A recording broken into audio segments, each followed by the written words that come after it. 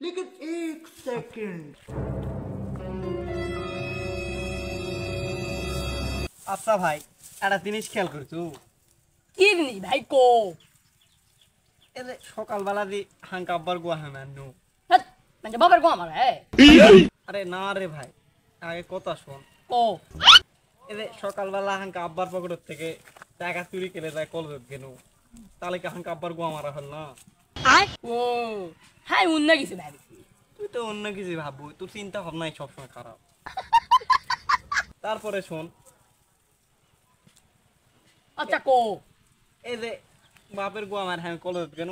girlfriend আবার আমার গোয়া পাগলা তু গার্লফ্রেন্ড গো আমার গার্লফ্রেন্ড এর আছে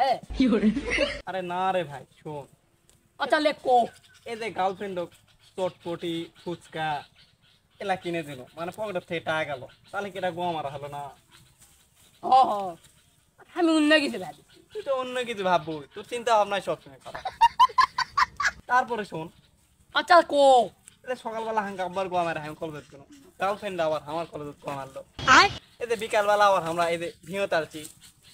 এই যে সূর্য আবার হাঙ্গে গোয়া মার না ইয়ে কথা অবশ্য ঠিক সূর্য আমাকে গো মারে আচ্ছা ভাই আমার একটা প্রশ্ন শুনতো তোর আবার কি প্রশ্ন আছে আর তাহলে ও আচ্ছা